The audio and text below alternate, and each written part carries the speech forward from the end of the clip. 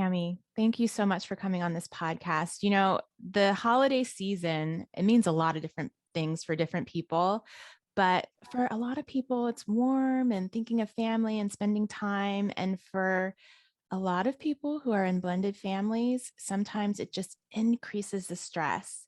And so today I wanted to talk to that woman who is going into the holiday season and thinking, how am I going to not lose my mind and do the best I can for myself and my kids in this Mm. co-parenting situation? So I decided to bring on an expert, which you are, and thank you for coming on today. Oh, so honored to be here. I love what you're doing, and I love the whole concept of tackling tough things and working through difficult relationships. And yes, holidays can bring out the best and the worst in every family. So we've got a lot of fun things we'll talk about today. Great. So before we get started, as I always ask my guests, can you share a win and a fail from the week? Mm. Well, I'll start with the fail. I flew to Chicago Mhm. Monday, and you know how we're all busy travelers. We get on there, we grab our seat, we look at our phones, we try not to make eye contact for that empty seat next Right. to us. And I wasn't trying to be rude. I was just emotionally exhausted. Our Mm, family's going through a medical crisis, and that's why I came mm, to Chicago. And I thought I'd kind of scooted through not having, a seatmate right next to me. And mhm. this sweet lady, came up and said, "Could we take those two seats?" And I internally, I was like, oh, and I stood up, I said, "Sure," and in my head, I was thinking, they just announced out there and here that there are 60 free seats. Bummer. Yeah, Well, yeah. then she sits down next to me. And to be honest, I'm actually one of the most extroverted humans in the world. I usually love to have people to talk to on the airplane. She sat down next to me, and her adult son was at the window. I was at the aisle. And I, greeted her, said hello. And of course, everybody's wearing masks, so it's a little tough to communicate. Right. And she just leaned over and she said, "We're headed to Chicago for a medical trial for my son. This is the 17th time we've gone." Oh my. And Wow. I realized, oh my word, you never know. Yeah. Somebody stepping on a plane and asking to sit next to you, and then you're squeezed, and you never know what they're walking through. And so for Right. me, it was a huge fail because I thought, how selfish of me and uncompassionate that, I didn't just think, hey, here's a divine appointment, an opportunity to make a new friend, Mm, because that is mhm. usually how I travel. So that day was quite a fail, but I twisted it into a win, had a lovely conversation with her, and continue to think of their family.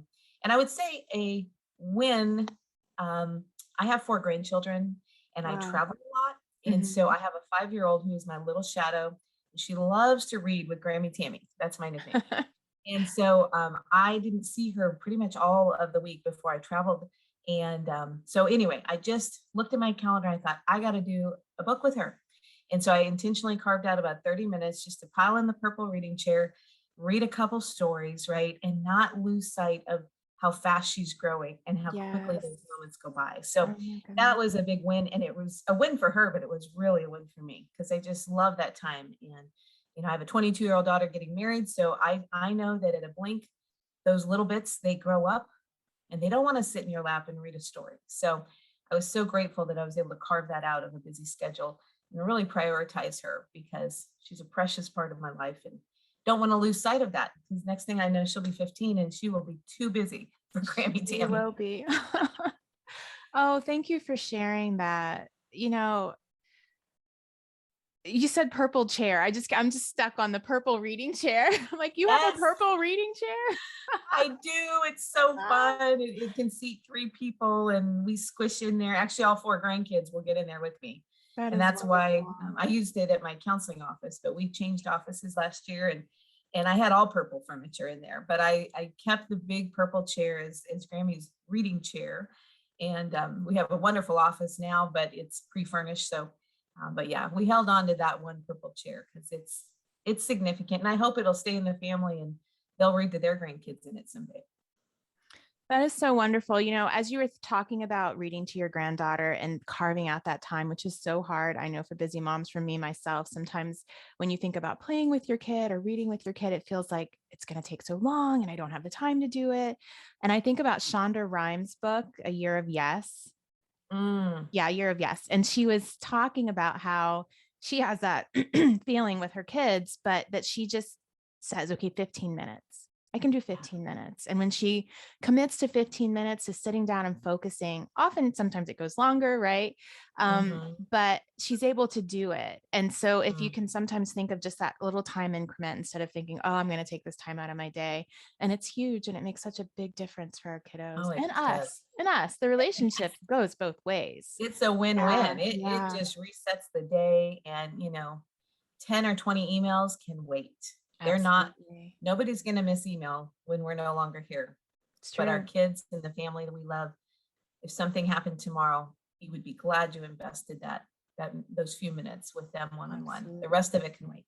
It can. It can. Priorities. So thank you. I am excited to talk about co-parenting over the holidays. Can you Woohoo! tell my audience a little bit about how you got to this place where you are now an expert in co-parenting and where you help countless families, deal with blended family issues?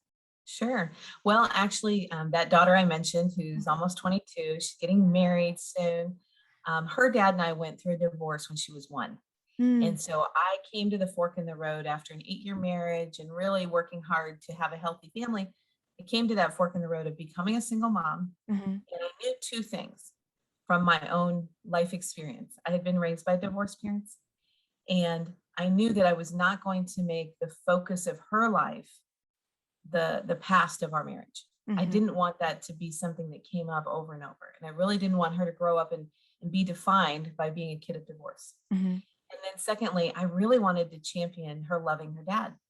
Because Mm, again, I grew up in a divided family. I knew what it was like to have mom and dad apart in 2 yeah. cities and extended grandparent, family, grandparents, aunts, uncles, this big, beautiful family. But I can remember feeling very divided, and especially at the holidays.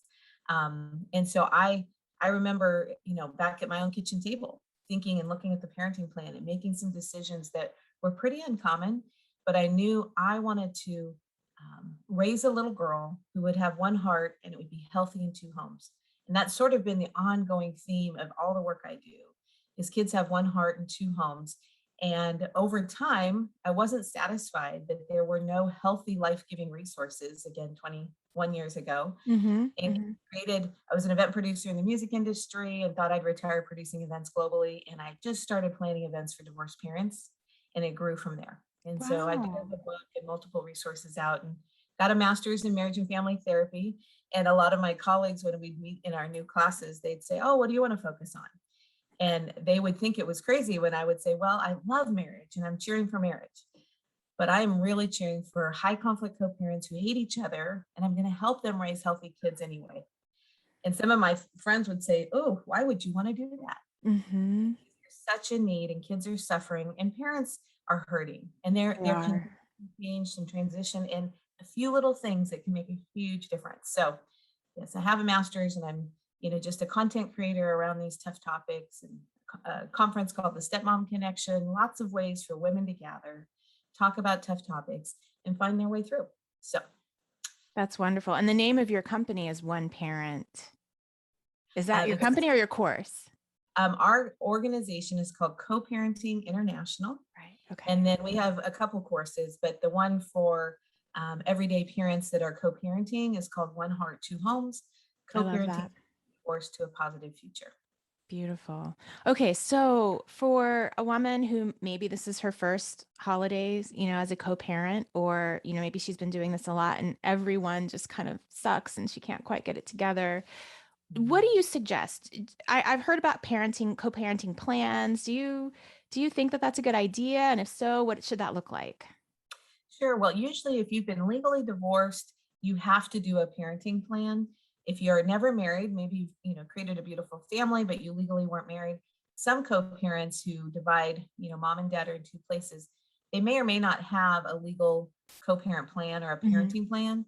But either way, I definitely think you need to have a plan around the holidays, whether it's Right. legal or it's just organized between the adults. And um, and I would always, no matter what the topic is that a mom or dad are thinking about, I would try to invite them to think, how does your child experience this day? How does your child experience this weekend? Will they grow up? And I always challenge parents, think about the decision you're making right now. How will they look back on that in 20 years? Mm-hmm. That Mm-hmm. is the way this rolls for 20 solid years.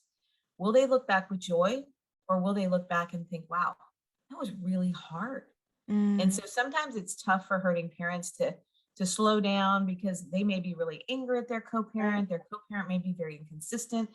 There may be a lot of challenge in that adult relationship, but I try to ask them to slow down and think about your little one, whether your kids are 2 to 5 or they're 12 to 15. Mm-hmm. What are these decisions around holidays going to mean for them as they grow up? Will they look back with joy, or will they look back and feel like everybody watched the clock, everybody was mad because I wasn't at Mm. the right place at the right time? And we, if we have 2 minutes to tackle it later, I'd like to talk about even co-parenting after the kids are 18, because Oh. holidays become really tough for young adults. So we'll come back to that. But so a couple of things I would say, especially like you mentioned, someone who's just maybe going into their first big holiday season and they're going Mm-hmm. to be sharing their kids with their co-parent. I would say for that woman, if she's the one who will, be sending them off, you want to send them off with joy. You actually Mm-hmm. want to give them emotional permission to go and enjoy their dad, enjoy his family. Kind of like, I love analogies. And so I think about the first day we took our kids to school, right? They might have been a little, um, they might have been excited to go, or they might have been unsure. And the Right. first time the kids and the parents go through these, um, these big holidays, everybody's a little awkward and unsure. Mm-hmm. But when our kiddo was unsure to go into school the first day, or to go to camp for a week, or to get on an airplane the first time, right? Whatever those were, as a mom, as a loving mom, we cheer for them and we want to empower them that you can do this. And we talk about where they're going. We say maybe specifically, oh, you're going to get to be with your new teacher, Miss Sally, and you've got, your neighbor is in this class, and you might get to sit next to your neighbor, and you've got recess, and you talk about the activities where they're going, and you help empower your child that they can do it, right? They can do it. They can be brave. They can go and have fun. And so I try to hang out on that analogy for sharing kids at the holidays. And first and foremost, it is not fun to send Right. your It's kids not off. easy. So Mm-hmm. this is an intentional, proactive choice so that they can grow up and feel free, and feel emotionally free to come and go between two homes, and that nobody's upset at them, nobody's um, frustrated with them, because when they see a parent cry or be sad when they're leaving them, they don't understand it from the adult lens, and quite often they feel like, oh no, my mom's crying or my dad's upset, what's wrong? And then Right. they spend more time attending to the adults feelings than just being 2, 4, 6, or 8. Mm-hmm. So, figuring out how to send them off with a happy handoff. That is really an important part of starting out a successful experience for them. Now, the second part of that I'll say quickly is you got to have a fun plan for yourself. Good. Because Well, when you, yeah, I was go just say, ahead. when you close that door and they drive away and you smile as they go, that's when, oh, what am I going to do this week? Right. That's not the time to come up with a fun plan. You want to plan it ahead of time. So with strength and confidence that I have something meaningful on my calendar every day the kids are not with me. And I'm going to make the most of this time so that when they come back, I'm going to be the best me. So that's a fun plan. And it looks different for every woman, but I think it's important to plan it ahead of time. So those moments waving at the front step or at the parking lot as they drive away, that you can hold yourself strong, you can cheer for them as they go. And then you turn and look at the week or the few days and say, okay, I got this. I've got a plan. I love that advice. Thank you so much. And I'm so glad you said that about the kids and the way that you approach it with them, because you're a therapist and I sit in my office sometimes with children, and you ask a child a question and the first thing they do is their eyes glance up at their parents, right? Let me see what's okay to say. What should I feel? And kids Mm-hmm. get their information about how they should feel about something from their parents. And that Yes, energy, whether it's anxious energy, angry energy, sad energy, it gets transferred to them. And so it is so important that you really work on controlling your own energy when you're around your kids. Breakdowns are okay. It's better if they just happen after they leave, right?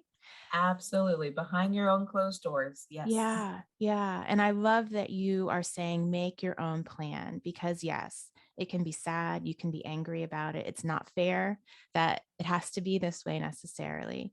Right. But you're going to send your kids off with good energy, and then you're going to focus on caring for yourself really well. during that time. Oh, good. Well, and I'm a high extrovert. And Mhm. so for me, a fun plan is people. Yeah. How can I either serve people, be with people, and stay connected while my daughter's away? Mhm. And then, some people are high introverts. And to be honest, I'm really quite jealous that Mm. that you can be a high introvert and enjoy being alone and Yeah. still be great with people. Right. And during the co-parent journey, when I was a single mom, I often wished I had a different personality because my fun plan needed to be with people. Mm. And I didn't always get things done around the house or paint that room or create that cool, thing I'd been thinking about or work on that business plan. When I was left in an empty house, that was not my best day. So I had to know my personality. Am I going to be re-energized by being around people? Or do I enjoy alone time and I really need to, instead of, jumping around to 4 holiday parties, maybe I actually need to enjoy the time alone to decompress and regain and replenish. And every woman's different. If being replenished means being with people, make a fun plan with people. If it means enjoying that alone time, reading some books, digging into something that has been on your wish list and you're just too busy as an active mom to do it, then know ahead of time. Here's my fun plan for me. And one of the things I did when I was early on as a single mom, again, finances were not such that I could jump on a plane and go see friends in California or, jump on a plane and even go see my own family. Mhm. So I had to make a fun plan, a staycation, I guess they call them now, Yes. at Yeah. home. Yeah. And, one day it was going to a dollar movie with a friend when there was the dollar movie. Mhm. One time was serving the homeless at the women's shelter downtown. Oh, what a I great idea. signed up a month early and said, hey, put me to work. Part of the day was serving food, part was doing laundry, but it felt so good to give away my hands, my heart, my smile to people in harder situations than myself. And it made me really appreciate my little empty house when I got home. And then one year, I just opened my home to other people, whether they were single parents. There was an older couple in the neighborhood who didn't have family. And I said, let's have a potluck. And I've done that on multiple holidays. I don't cook. So I'm the one who's like, let's have the party. I've got the Yeah. beverages and the plates and the napkins and the music and the games. Y'all bring the food.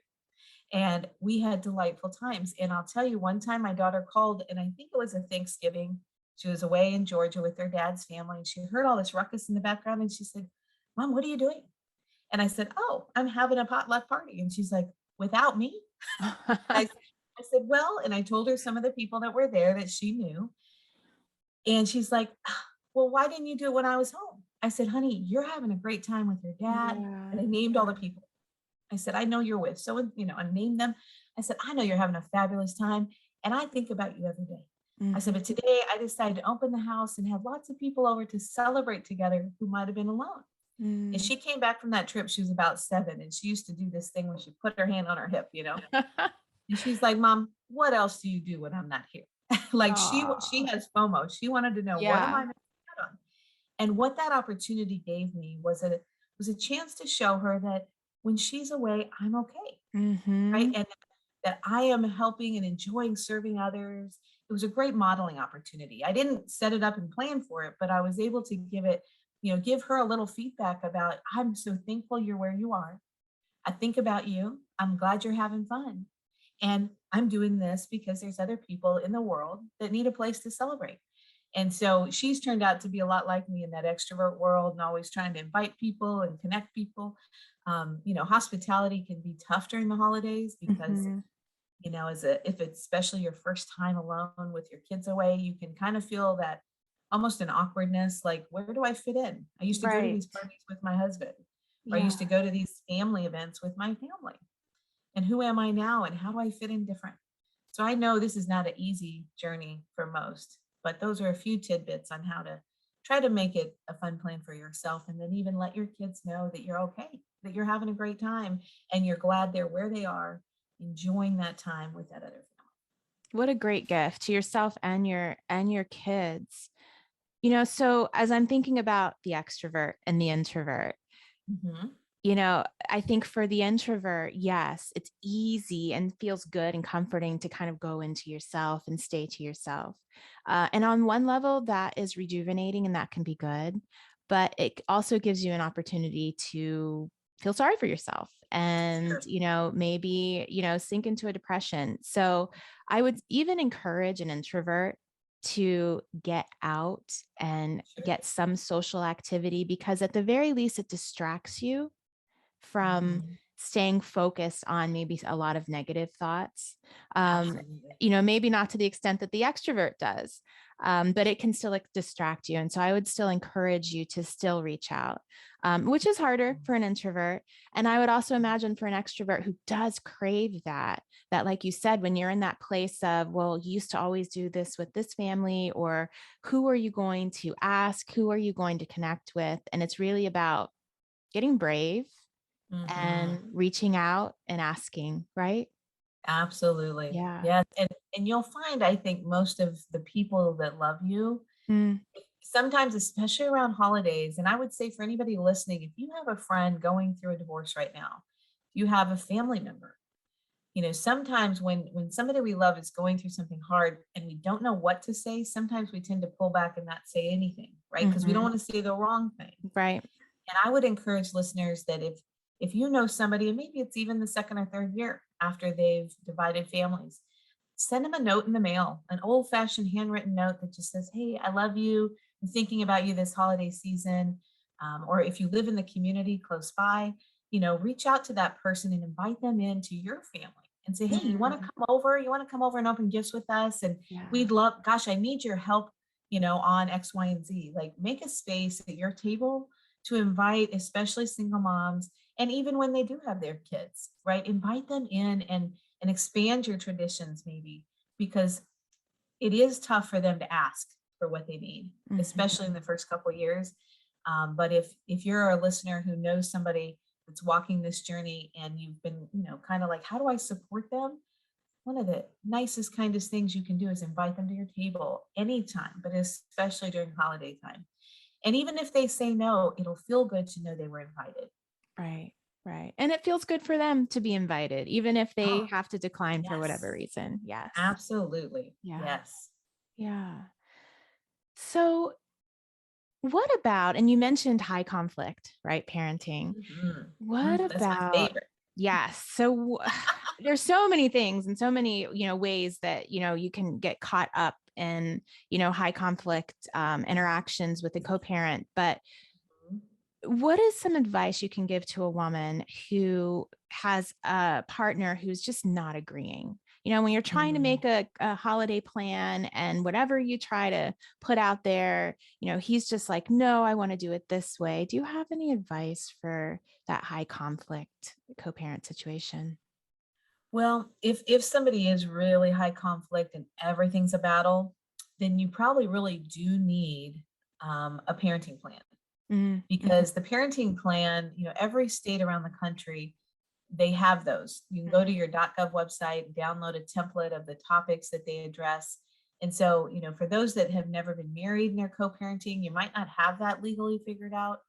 And if the other party continues to undermine or minimize or make it really tough on you, not to create a battle, but to create a roadmap, I would encourage you to consider a legal parenting plan so that you don't have to readdress every Mm-hmm. year all of these situations. So Okay. that's a bigger picture topic. Now, most, those that have been married, they're divorced, they already have a plan that they Mm-hmm. had to determine before the divorce could be final, if they had children, how they would share holidays and rotate. And so if you have a high conflict person, one of the greatest things you can do is stick to the plan, Mm-hmm. because a plan will have in there written out fair parenting time, ways to rotate holidays. It's very specific on Mm-hmm. what time before the holiday, when does it start, when does it end. And for high conflict co-parents that really can't communicate or collaborate, those are the best way through, because it's not personal. It is, Right. we go with a plan. And another caveat to that is to all of the year to consider using a co-parent app. There's a Mm, lot out there, and right. and they could reach out. I've got a list I'm happy to share, but if you go on and just Google, co-parenting app, there's a ton of great resources. Some are free, some have a little fee, but they help co-parents who are not great at communicating at least have a portal where all of the important information lives and breathes. So, Hmm. holidays are in there. If they need to exchange receipts and get paid back, if they need to inform their co-parent of a doctor visit or dentist appointment, or there's something at school that they need to know. Those co-parent apps for high conflict co-parents who can't communicate well, those apps are a really nice neutral tool that you can put in your tool belt. And you can even put that into your parenting plan. You know, if anybody listening that's just getting divorced and you've got little kids under the age of 10, I would say put that in the plan so it's actually already organized that Oh, you're going great to use idea. a co-parent app until the child is 18, Mhm. because it can minimize the misfires. It can actually be the plumb line that everybody checks to remember, you know, what day do we pick up? What time do we drop off? It's all in the app, and it minimizes how many opportunities they have to engage with each other. But on the other side, for somebody who's got to figure it out quickly, there's no time to have a legal plan. I would say figure out what hill can you live on and what hill do you die on. Mhm. Because holidays, I think, sometimes become this fierce space that moms and dads who are no longer together, they really get difficult with each other. And, you know, they may have had a way they did these holidays when they were together.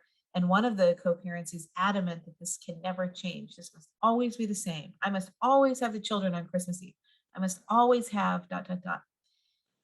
And the challenge with co-parenting is you can't always continue those same traditions. You've Ah. got to bend, you've got to find a way to bend. And so if you're dealing with somebody who doesn't want to bend, figure out what can you work with, right? And Mhm. the number one most important thing is don't let the kids know you're arguing. Don't tell them all the details. Don't say, oh, I can't even believe I don't get to see you this Thanksgiving because your dad's such a jerk. Don't do that to the Mhm. kiddos. They Right. don't need to know the adult content. And if you do need a legal advocate, you know, reaching out to a mediator in your community to say, hey, can you help me? I'm trying to figure out a fair way for us to start rotating holidays or to handle some of these difficult spaces. Because when you don't have somebody who's willing to come to the table and be a bit cooperative, then you can really feel like you are drowning in the deep end with a negative person, and you can't make them change. You know, I tell my Right. clients over and over, you can't make the co-parent do the right thing or stop doing the wrong thing.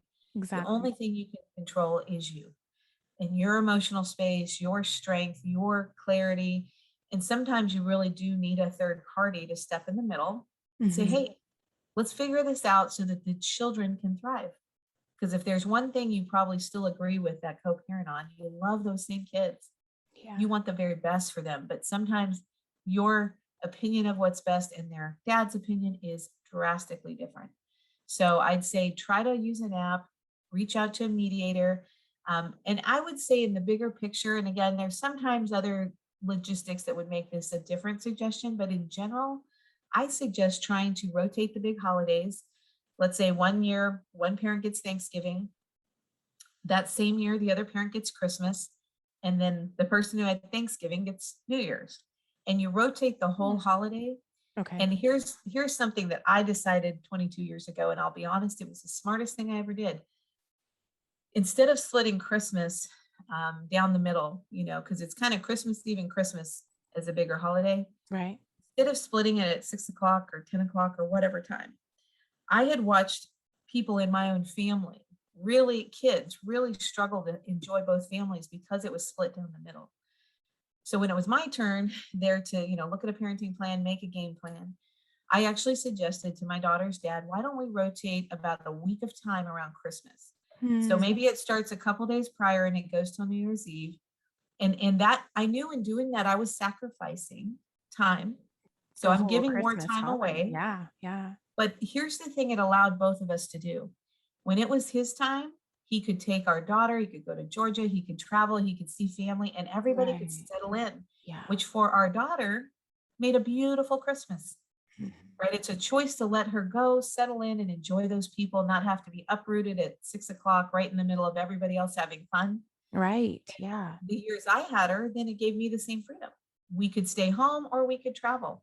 And it simplified so many things because sometimes the short sighted decision making, you know, people think, oh, you know, I've got some clients right now I'm working with that they want to share every Christmas together as a family. They actually are Mhm. incredibly collaborative, very Right. uncommon. Mhm. And I've actually kind of said to them, well, here's what I would suggest for your legal process. Figure out how you can live with a rotation because most likely you're both going to recouple down the line, right? And you'll Right. have each Right. have somebody special in your life, and you may get married, you may not get married, but if you have another partner and they have kids, everybody coming together all the time may not really be a solution that's practical. Mm-hmm. You can choose to do it if it does work, but there's going to come a time, and usually that's where the sparks start flying, right? When Right. there's a girlfriend in the picture of dad's Mm-hmm. life, or the female has a new boyfriend, it shifts the co-parent dynamic, and often it kind of has to reset because Mm-hmm. people get a little more territorial and a little anxious about there being another person in their kid's life. So Right. I try to say, whatever you're deciding today, play it out in your own head. If you recouple and you marry somebody wonderful and they've got a family 4 states away, or Mm-hmm. maybe their family all goes to Hawaii every year for Christmas, you know, how would this even be possible if you were sharing the holiday at 6 o'clock on Christmas Eve? Either your child wouldn't get to go with you or you wouldn't get to go.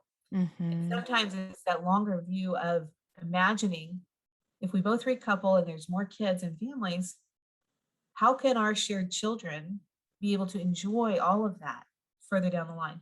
Now, I can tell you, it's not a motivating factor right now for most women if their Sure. first year doing a divorce to even be thinking about it being wanting to cooperate or like that new woman. That's Mm-hmm. probably not on the to-do list. But I would say in the longer run, the way you model as a bio mom, you model to a stepmom and to your children about a stepmom, that, it's great. I'm glad you have another woman in your life to love you, and even make space for your kids to enjoy her side of the family and show them that you're strong, your strength is good, you're stable. Mm-hmm. And whether they have a stepmother they like or love, or maybe they do struggle with her, either way, they're getting feedback from their mom that it's okay to have another person in your life to love you. And that sounds very counterintuitive to what a lot of women feel in the It moment. does. It And is. But that's the health. That's where you're moving towards health when you can walk in that kind of lens, I suppose, instead of the other. Yeah. and I grew up with a stepmom, and she Mm, was wonderful, but she never replaced my mom. There right. was no attempt to replace her. She was very kind. She was a different kind of woman. She had different activities she liked doing with me than my mom did. Mm-hmm. And so when I look back, I'm 52, and I remember I've had a stepmom in my life since I was 3. Mm-hmm. And I have beautiful memories with her, and I have beautiful memories with my mom. The two, it wasn't a choice of one or the other, right? Right. There was space there's space in a kid's heart for everybody. Mm-hmm. And I'm thankful that that was graceful, and that I felt like I could even tell my mom, the cool stuff I did with my stepmom when I visited dad. I was glad my mom kept that door open, and that it didn't become a choice of, oh, you can't, don't talk about her in this house, right? Because there Mm-hmm. were good things we did, and I wanted to share with my parent.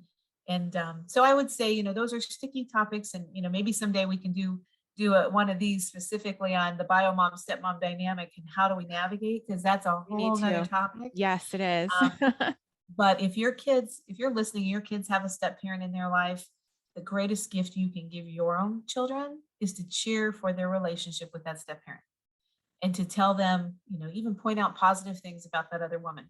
And I know your listeners might want to just say, nope, They're don't thinking do about that. all the negative things about that woman. I know, and they're there, but the But best if thing you you can do for choose your to kid. Yeah. model, again, it's Mm-hmm. about modeling for your kids what you look like as a strong, stable woman. Yes. Strong, stable women don't have to tear other women down, Mm-hmm. right? We Mm-hmm. can love our children and have beautiful relationships with them, and allow them, if this was an aunt or a basketball coach, or some other female in their life, we'd be all over it. Like, that's Right. great. I'm so glad you have that mentor. I'm so glad that you enjoy time with, Yeah. your coach. And trying to look at it from a different lens, because you're giving your child a gift. They don't have to carry your stress, and they don't have to pick favorites, Mm-hmm. right? And around Mm-hmm. holidays, it can feel so hard for kids to Mm. feel like they're, you had mentioned earlier, when a kid looks up and kind of looks at their parent to get a cue. Yeah. I think a lot of kids, and especially at holidays, they play this expected role. Like, if there's anger between families, let's say they know dad really doesn't like their mom, right? They might love their mom, but when they're with dad, they have to act like oh yeah, I know, and they go along with the negativity, Yes. whoever's leading the way. Yes. So I say to moms all the time, try not to be that person, right? Deal with your hard stuff with a girlfriend, with a counselor, with a coach, right? Because you do have to process it. And maybe that other woman has been rude to you in public. Maybe she's even said things to the children that are unkind about you. And so you do have to process that. I'm not saying ignore it. And there are sometimes you actually even have to put some boundaries in place to not, to say that this is not going to be appropriate in front of the children, Mm-hmm. but to tell the kids or use the kids as your confidant and counselor about that other woman will only be difficult and disturbing to them. You want to reach out to other women your age, to a therapist, to a friend, and say, hey, I need to talk to you about this stepmom. She is driving me nuts, Yes. right? That's where you let that out. Right. But your kids, when they come and go, you just hold that stable, strong position and be kind. And even, I mean, as crazy as this is, when they're leaving to go with dad for the holidays, like speak to her at the handoff, say hello, say, I hope you have a great trip. I know you're going to have a wonderful Christmas or a wonderful Thanksgiving. Mm-hmm. If you're modeling for your children what strong, healthy women act like in difficult situations. Oh, love that. Love that. So I want to talk about the adolescents too, like the 18 plus. But before we get to that, you mentioned traditions. Mm. And I imagine that that might be one of the hardest things, especially if you're doing one entire holiday without your Yes. child. How do we maintain those traditions, which are so important to us that maybe our ex, or the co-parent isn't really interested in, or they have their own? Sure. Well, here's the thing I would say again, I grew up in a divided family. It doesn't matter what day you do the thing, Mm-hmm, mm-hmm. Yeah. the tradition, whether it's the food you cook, the activity you do, the place you go, that thing can be any day. It can create a tradition, even if it's not on Thanksgiving Day, That day. Yeah. not on Christmas morning. Mm-hmm. So when I look back again, 52, lived in a divided family all of my life, I can look back on both sides of the family and remember with great fondness some of the coolest things we did. I have no idea when we did them. It might have been I did this with my mom on January 2nd instead of December 25th. But Right. it's about creating traditions that can be done on any day of the week, any day of the month, because when you choose that kind of mindset, you're really giving your child a gift of peace 365 days a year, right? Mm. There's less stress on the day, on the calendar, on the time, and it opens up a life experience that can help kids realize that we can be flexible, we can do some of these things different because maybe we've always done them this way, but now mom and dad live apart, so we do need to bend and change a bit, but we can still do that thing, but maybe we only do it every other year and we do it Mhm. on December 29th instead of December 25th. So I think thinking outside of the box of the calendar Of the date. is the Yeah. first step. Yeah. And then the second is to maybe pick and choose one or two things, even think about your own childhood. Like, what are some of the sweetest things you remember that were meaningful from whether it was your own parents, when they were raising you, or your grandparents, and pick one or two of those things. And Mhm. that again is different for everyone. It could be a food, it could be an activity, and just be intentional to figure out what are one or two things that I can either create that I've never done before or that I can continue, because I may not be able to continue all 6 or 7, but I can pick one or two that really are meaningful and ask yourself, what do you hope your daughters one day will do with their daughters? What do you hope your sons will do with their family? And Mhm. think long term. And I can tell you, one of the simplest things I remember from my stepmom is she loved to bake. She'd cook up, she'd make like 1,000 cookies and give them to the whole neighborhood. As a teenage girl, I was annoyed by that. I wanted to be roller skating and hanging out with my cousin. I did not want to be baking with my stepmother. So we'll keep it real. However, she would make, it was kind of like a Rice Krispie treat with Mhm. corn flakes, marshmallow, and green food coloring. She would make a little Christmas wreath that you could eat, and then we put red cinnamon hearts on it. Wow. And that, as annoyed as I was as a teenager that I had to do that stuff, because it was distracting from my teenage angst of all the things I thought I should be doing, Mhm. that simple tradition has been something I did with my daughter, and I didn't do it Mm. every year. I missed a few years, but it was Mhm. something we did together. Now I do that with my grandkids. And I don't know, maybe that'll be something fun they do with their kids someday. And it's not a big, hairy thing. There's not a lot of money involved, but it creates synergy in time. We're cooking, we're getting messy, we've got Christmas music on, and you can do that any day. You can do that in Mm. February if you want to, Yeah. you Yeah. know? So pick a few things. Now, for people who might have a spiritual focus around some of the holidays, figure out for yourself if there's something of spiritual nature or sentimental nature that you really want to drive home with your family about the sacredness of a certain holiday, Mhm. then really map that out. Think ahead. Okay, what can I do in our new family format that can still carry that forward? And if it involves, other people or being at a church or being in the synagogue or being somewhere, and you can't do it every single year because you rotate the holidays, Mhm. try to really just enjoy the holidays you do have and make that meaningful. And again, the years that the kids are elsewhere, enjoy that for yourself and continue that tradition, and don't make a big deal of the kids missing out. Because Right. sometimes that's the stuff that in the real time, mom and dad just start to argue and, well, why don't you do it? We always did this when we were married. Why wouldn't you do it that way? Right. Let the co-parent create their household and their traditions. Don't try to dictate to them. Just be intentional with yours so that, it's five to seven things around the year of holidays that you hope will really be meaningful to your kids as they grow up. And I'd say that one of the most important things is don't try to outbuy the other parent. Mm. I find divorced parents rushing, to be the first one to get the Apple Watch or to get the whatever. Yeah. They make it about the stuff. Yeah. And yeah, temporarily kids can be really excited that you got them the new whatever. But I don't know for you. When I look back to being 5, 6, 7, 12, 14, I don't remember anything anybody got me. Mhm. When I look back to Christmas or even my birthday, I don't remember the stuff. I remember the experience. The feeling, yes, Yeah, exactly. it was the Yep. gathering of people. Mhm. It was the celebration of whatever the focus of the holiday was. And so I just say to parents, especially parents that might financially be, trying to get stable after a division.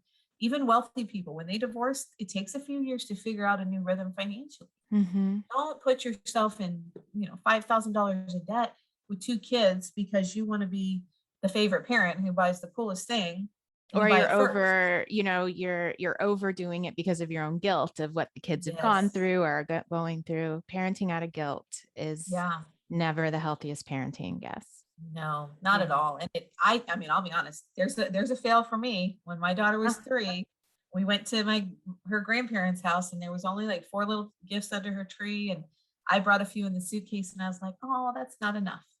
So I went to, back in the day when there was a Toys R Us, I went and mhm. bought, who knows, $500 on a credit card, had Yeah. them wrap it. There was all these gifts. And Yeah. then it took me 2 years to pay that darn card off. Like, that was Mm. not a smart financial move. Right. Right. That season of my life wasn't the time to spend that kind of money. Yeah. And that's okay, because I can tell you, Angelia has zero memory of being 3 at Christmas. I mean, the pictures will tell a story. So Mhm. somewhere there's a picture with all these presents, but that is not something that matters today. And so Mhm. if I could rewind that clock, that $500 at that time could have gone into something more meaningful to make Mhm. our life work, instead of trying to kind of buy out of guilt, like, oh, can't believe there's not more presents, right? Yes. That's Excellent not point.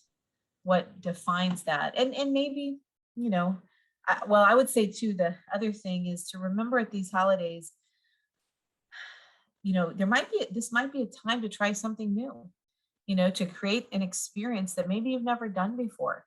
I've heard a lot of families recently talk about, instead of buying stuff, they want to invest in an experience. And, Mhm. some of Mhm. these families the experience might be a trip to Italy for 20 people. And for other families, it might be, we're going to go up in the mountains. We're going to cut down a Christmas tree in the snow, if there is snow where you live. And Yeah. we're going to bring that back. We're going to make a whole day of that experience. And it costs us a couple $100s. It's very affordable, but it's something new we're going to do to add to Mhm. our experience.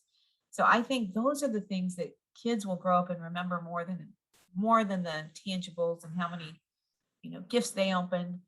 It is the experience of it. So I would encourage parents, no matter where you are with your income, to really try to think, what is the legacy of these holidays that I want them to remember beyond the things they open or that I pay for.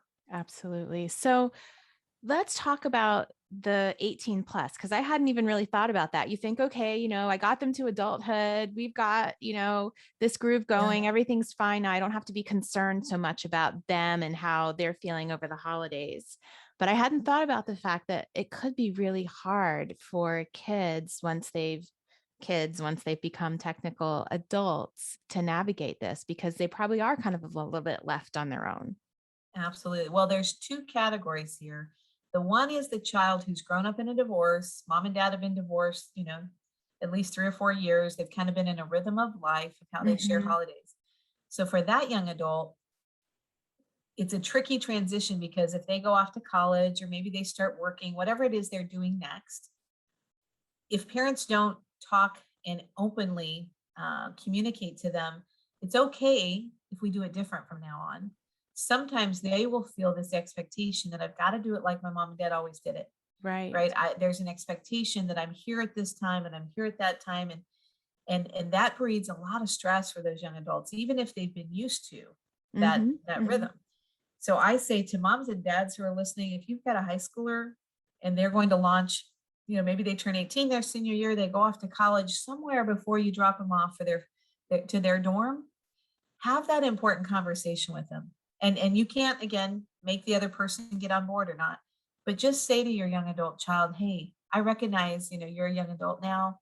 And the way we've always done holidays, it's been whatever it's been, and just let them know I want to open the door to creatively figure those out when they come this fall. I don't want you to stress out about it, Mm-hmm. and if it needs to be different than it's been, I'm okay with that, because part of what that does is it unhooks them from having to perform or play that expected role, Right. and it helps them have less stress. Because I can tell you, I work with a lot of college students who the one thing they fear most and is so annoying and overwhelming is the first Christmas home, Hmm. because there's an expectation, right, that's set very clearly from the past.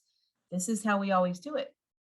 And, maybe they have a friend they want to bring home. Maybe they want to, maybe they're dating and they want to bring somebody home for Christmas. Who knows what it is? But that young adult is moving forward. They're growing and they're expanding their horizons of life and figuring out how to at least give them the permission to, hey, let me know how you would like to try this year. Let them figure it out, and tell them, it can be anything. It doesn't Mm-hmm. have to be like it's always been. And again, that takes a lot of maturity and proactive intentionality from a parent who, there's grieving and loss when these kids become adults, because Absolutely. Yeah. as happy as you are that they're thriving and launching, that whole transition is hard on parents anyway, It's even in hard on traditional everybody. families. Yeah. But it's a really helpful thing, I think, to give that young adult the freedom to say, hey, we don't have to do holidays like we always have, and we don't have to figure it out now. We just Mm-hmm. want you to know that as it gets closer, we'll brainstorm it, we'll figure it out. And maybe by that point, if you've gotten to a more cooperative relationship with your co-parent, even reaching out to that person, before they head to college and say, hey, Mm-hmm. here's what I'm thinking. And I would love to see if you would be willing to, share that same perspective, that it has worked and you've enjoyed, the holidays a certain way and I've enjoyed them. But what about we let our children or our child kind of come up with, their own idea and it be different?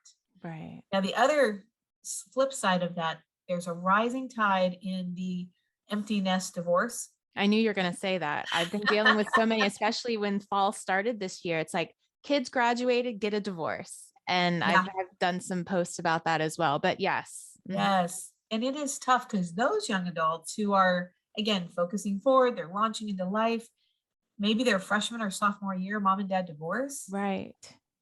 And some of those kids might be actually a bit relieved because maybe it's been so hard and so Yeah. toxic. They're like, yeah, they should have done that earlier. I've had clients say that, Hmm. Hmm. you know, but those that maybe didn't see that coming, it can really rock them. And they almost feel like, Hmm. well, where is home now? Yeah. Right. And Yeah. maybe the marital residence is still there, but maybe it's not. And then how do you come home and navigate that? And Yeah. I would say that is the most tender space for parents to try to, again, speak to the awkwardness and the difficulty and say, hey, honey, I really don't know how we'll do Christmas. I haven't gotten that far, Hmm. but I want you to know, I want it to be enjoyable for you. And I want you to really enjoy some time with your dad. And somehow we'll figure it out. because that first time of coming home when that divide has happened while they've been away, that for a child can be the reason they stop coming back. I've got a lady that she produces video stuff all around the world, and we had a conversation on a plane one day. At that time, she was in her 30s, and she said, I stopped going home when I was 19 because when I did, I felt so much pressure from my parents to have equal time. It's like every minute was spoken for. They had this huge expectation, and when I didn't meet it, they were both mad at me. So I decided I'm not going home for Christmas anymore. And she hadn't from 19 to 30 some. And I remember thinking, man, if her parents had known how hard that was on her, I know they would have been willing to bend somewhere so that she'd keep coming back. Of course. So it's a really difficult, it's like those old, what are those called? Accordions, where we're letting our kids grow and expand. And then we still kind of want to hold on because we want things the way they've always been. And we've got to get out of ourselves. We have to recognize the impact and what they're feeling and not just think about, but I don't want to lose. And I don't, I don't want him to win. We've got to get out of ourselves. Yeah. Yeah. When my 4 words I said to myself a million times in my daughter's childhood was, she's okay, I'm okay. I love that. Those 4 words I would just say to myself quite often, whether it was a long goodbye or, a goodbye before a long visit, or a trip somewhere, or even as she went to college. She's okay, I'm okay. And that has given me some strength to really be a healthy, stable single mom for a season, and then a blended family mom for the last 12 years. And knowing that she's thriving and knowing she's enjoying her life wherever she is, that's a beautiful thing to celebrate.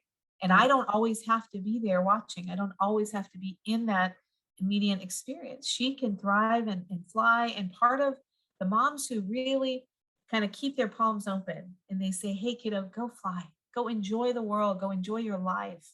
The moms that do that gracefully, I think those kids come back, right? Because they know that if they come back, they can leave again, right? It's safe to come, it's safe to leave. And if we start that earlier in their lives where they know it's okay to leave us, it's okay to enjoy their other household, they'll enjoy coming back much more than if we've kind of clung on and held on and made them the only reason that we're alive, and they grow up feeling parentified like they're our counselor, our confidant. Right.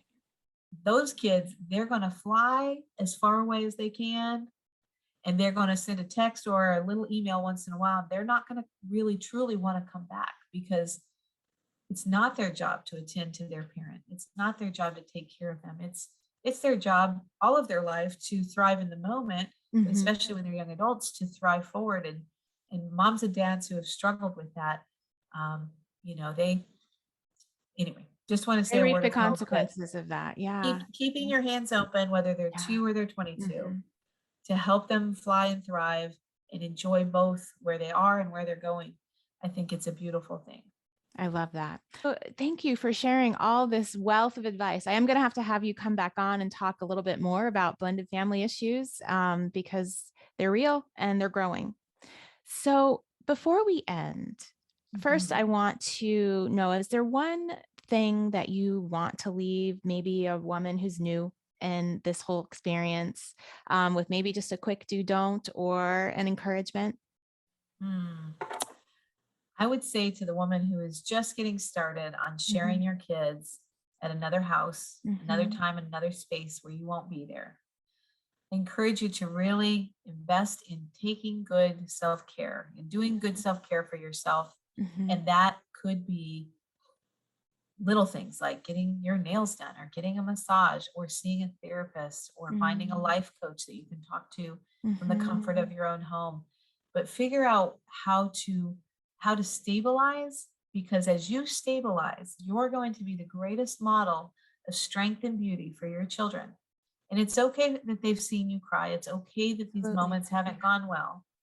But the more consistent vision of who you are as their mom, the woman that they look up to, you can get to that place where you're really showing them, here's what strong, healthy, stable mom looks like.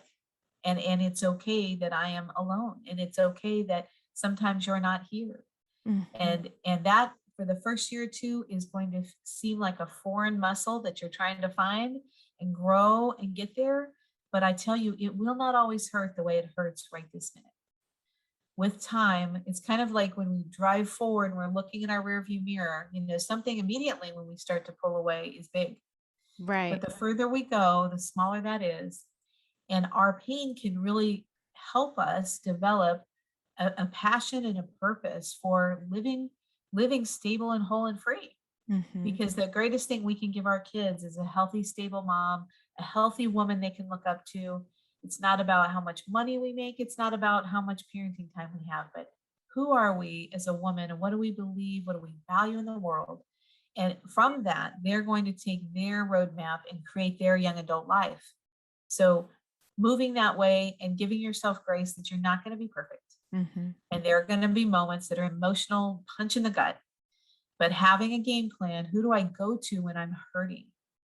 Figure that out as soon as possible so that you have people to lean into, whether it's a best friend you text and jump on a phone call, or a therapist or a coach, but have a game plan. So when those moments come, you're not isolating and you're Mm-hmm. not lost, because we Beautiful. all going to walk through hard things in our life. Even, I can tell you, I've been through things harder, quite honestly, in the last 20 years than my own divorce. Mm-hmm.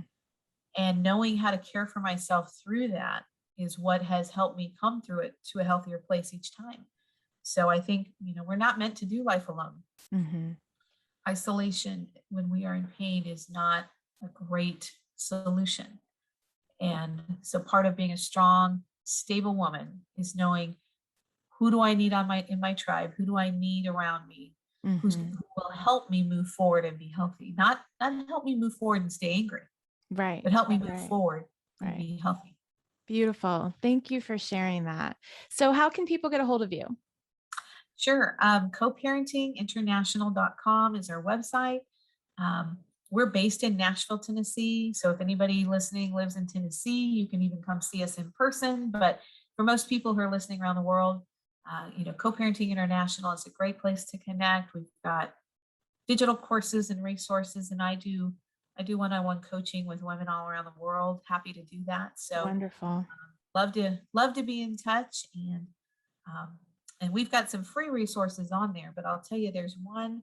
If anybody listening is really interested, 10 things kids of divorce wish they could tell their parents.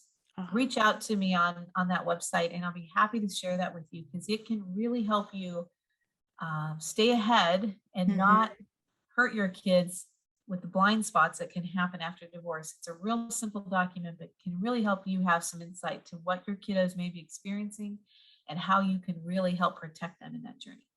Beautiful. Thank you so much. And thank you for the work you're doing. It's phenomenal. Thank you. And thanks for this great podcast. What a great platform you've created. Thank you. Well, I hope you have a wonderful holiday season. Best of luck with your daughter's upcoming wedding. Woo! Yeah. Yes. Well, thank you. And happy everything to everyone. Thank you.